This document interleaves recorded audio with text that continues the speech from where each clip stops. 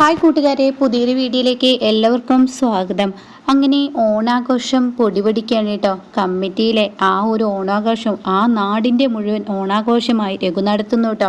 ആ ഒരു കമ്മിറ്റിയിലോട്ട് രഘു ഇറങ്ങി വരികയാണ്. ആ നാടിൻ്റെ ഓണാഘോഷം നടത്താൻ വേണ്ടി തൻ്റെ ആ ഒരു അമ്പലത്തിൻ്റെ ആ ഒരു പ്രദേശത്തോട്ട് എത്തുമ്പോൾ താൻ കാണുന്ന കാഴ്ച അതിശയിപ്പിക്കുന്ന അത്രയും സെറ്റപ്പുകൾ അവരാക്കിയെടുത്തിരിക്കുന്നു കേട്ടോ. അമ്പിളിയാണെങ്കിലോ 2 പടി മുന്നോട്ട് കയറിയിരിക്കുന്നു. അഹങ്കാരം എന്താ പറയേണ്ടതെന്ന് അമ്പിളിക്ക് തന്നെ അറിയില്ല. അത്രയും വലിയ ഉയരങ്ങളിലോട്ട് താൻ എത്തിപ്പെട്ടതുപോലെയുള്ള ആ ഒരു പണത്തിൻ്റെ ആ പ്രൗഢി അമ്പിളി വല്ലാതെ കാണിക്കുന്നുണ്ട് കേട്ടോ.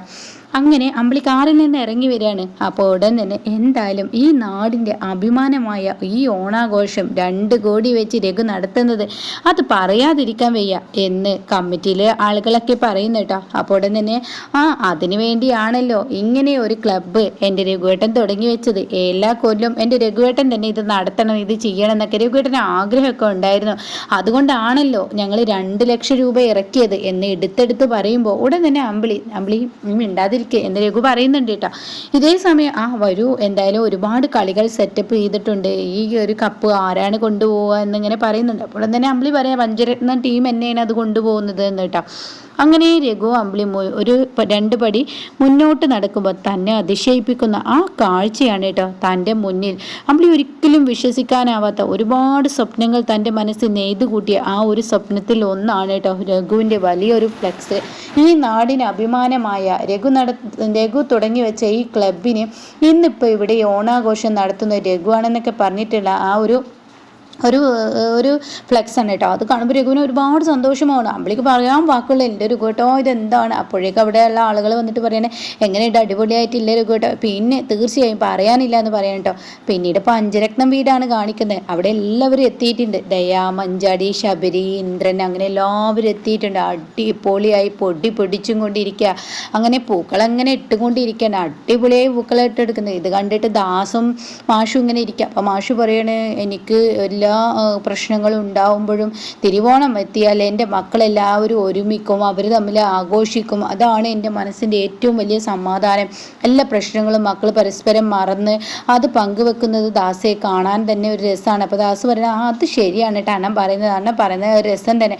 അപ്പോഴേക്കും ഇവരിങ്ങനെ പൂക്കളിടുകയാണ്. അപ്പോൾ ഇന്ദ്രൻ പറയണേ ചിരു നീ ഒരു കാര്യം ശ്രദ്ധിക്കണം, നീ ഒരു ഗർഭിണിയാണ്, അപ്പോൾ അതുകൊണ്ട് ഞങ്ങൾ എന്തായാലും ആഘോഷങ്ങൾ നടത്തും. അപ്പോൾ ഉടനെ തന്നെ ചീരു പറയാണ് തിരുവോണം എന്നൊക്കെ പറയുന്നത് മനസ്സിലെ വിഷമങ്ങളൊക്കെ മാറ്റിവെച്ച് പൊടി ആഘോഷിക്കാനുള്ളതാണ് തിരുവോണം.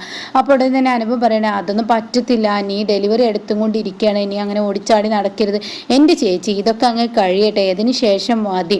അപ്പോഴേക്കും അവിടെ മഞ്ചാടി പറയുന്നുണ്ട് എന്തായാലും രഘുവിൻ്റെ ഒരു ചെലവിലുള്ള ഒരു കാര്യങ്ങളാണല്ലോ ഇനിയിപ്പോൾ ക്ലബ്ബിൽ നടക്കുന്നത്. അപ്പോൾ ഒരുപാട് കളികൾ ഉണ്ടാവും. അതുകൊണ്ട് തന്നെ വടംവലി, ഓട്ടം, ചാട്ടം, അതുപോലെ തന്നെ കസേരക്കളി, അങ്ങനെയുള്ള സ്പൂണ് വെച്ചുള്ള കളി, അങ്ങനെ പലതും ഉണ്ടാവും. അതിലൊക്കെ നിനക്ക് ഓടിച്ചാടി നടന്ന് എനിക്ക് വല്ലതും വന്നു കഴിഞ്ഞാൽ ഡെലിവറി പ്രശ്നങ്ങളൊക്കെ വരുമല്ലോ എന്നൊക്കെ പറയുമ്പോൾ എൻ്റെ ചേച്ചി ഒന്നും മിണ്ടാതിരുന്നു, ഇതൊക്കെ കഴിയട്ടെ. അപ്പോഴാണ് രഘു അമ്പിളി വരുന്നത്.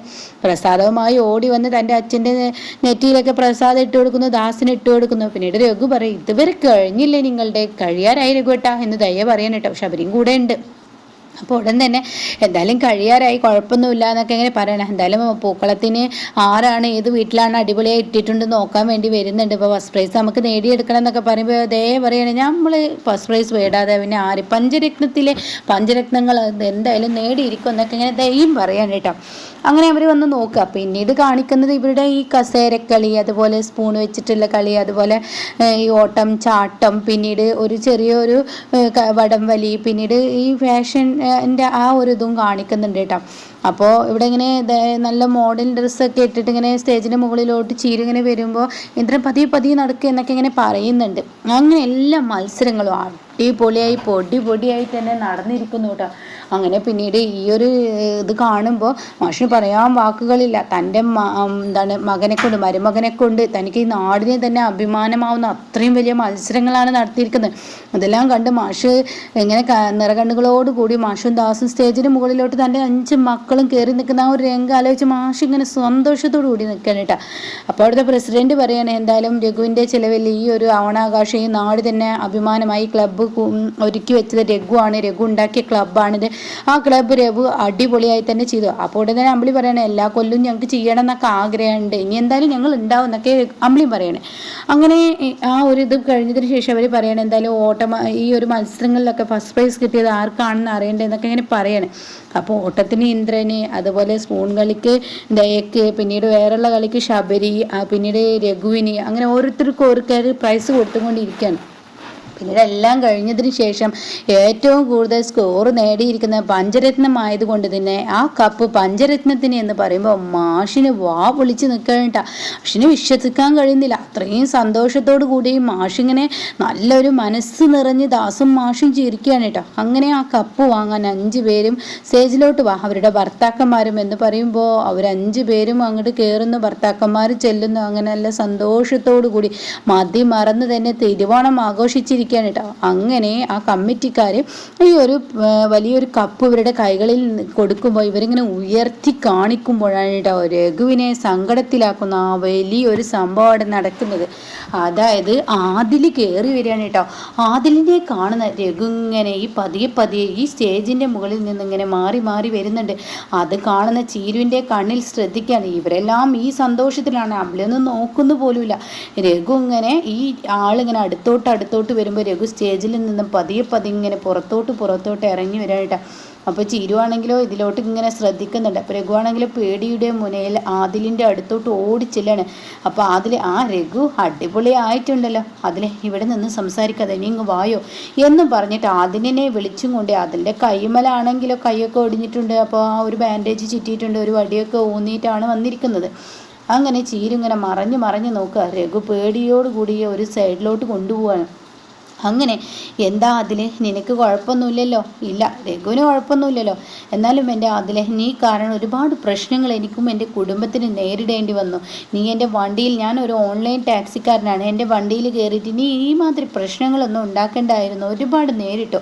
അപ്പോൾ അതിൽ പറയണേ എന്തായാലും രഘുവോ നീ ഇങ്ങനെയൊക്കെ നേരിട്ടത് കൊണ്ട് എന്താ, നിൻ്റെ പ്രശ്നങ്ങൾക്കെല്ലാം ഇപ്പോൾ പരിഹാരമായില്ലേ? ഞാനും മൊഴി മാറ്റി പറഞ്ഞല്ലോ നിൻ്റെ വണ്ടിയിൽ ഞാനത് വെച്ചിട്ടില്ല എന്ന്, അതുകൊണ്ട് തന്നെ നിൻ്റെ പ്രശ്നങ്ങളെല്ലാം പരിഹാരമായല്ലോ. ഇപ്പോൾ നീ ഒരു നാടിന് മുഴുവൻ ഓണാഘോഷം നടത്തിയിരിക്കില്ലേ, ഇതിന് മാത്രം എന്ത് ഭാഗ്യമാണ് രഘു നിനക്ക് കിട്ടിയിരുന്നത്. അപ്പോൾ രഘു പറയണ ഞാൻ എല്ലാ വർഷവും നടത്തിക്കൊണ്ടു പോകുന്ന, എന്നാലും ഇത്രയും വലിയ ആഘോഷം നീ നടത്തിക്കൊണ്ടു പോകാറുണ്ടോ രഘു?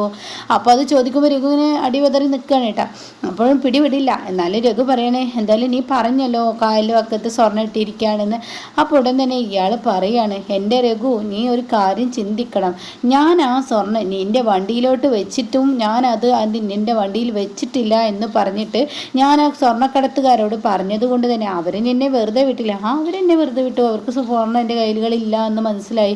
അതുകൊണ്ട് ഇനി അധികം നിന്നോട് സംസാരിക്കാനില്ല. വെറുതെ അവരുടെ മുന്നിൽ വെച്ചൊരു സംസാരം ഒരു വഴക്കും ആവേണ്ട എന്ന് കരുതി ഞാൻ പോട്ടെ, എനിക്കവിടെ പരിപാടി നടക്കുന്നുണ്ട്, ഞാനങ്ങ് പോട്ടെ എന്ന് പറഞ്ഞ് രഘു മുന്നോട്ട് അങ്ങ് പോകുമ്പോൾ ഉടൻ തന്നെ ആദിൽ എനിക്കിങ്ങനെ വയ്യാത്തൊരാളാണ്, കൈകൊണ്ട് വയ്യ കാലുകൊണ്ട് വയ്യ, അതുകൊണ്ട് എൻ്റെ മാനസികാവസ്ഥ രഘു നീ ഒന്ന് മനസ്സിലാക്കണം, അതുകൊണ്ട് നീ ഒന്ന് അവിടെ നിന്നെ കുറച്ച് കാര്യങ്ങൾ ഞാനൊന്ന് പറയട്ടെ എന്ന് പറഞ്ഞിട്ടോ. അപ്പോൾ രഘുവിൻ്റെ എല്ലാ പ്രശ്നങ്ങളും ഇനി ആകെ തകിടം മറിയാണ്. അപ്പോൾ അനുപമയുടെ വീട് പോകുന്ന ആ ഒരു സ്ഥിതിയിലോട്ട് ഇനി കാര്യങ്ങൾ എത്തിച്ചേരുന്ന കിടക്കൻ സീനാണ് കേട്ടോ.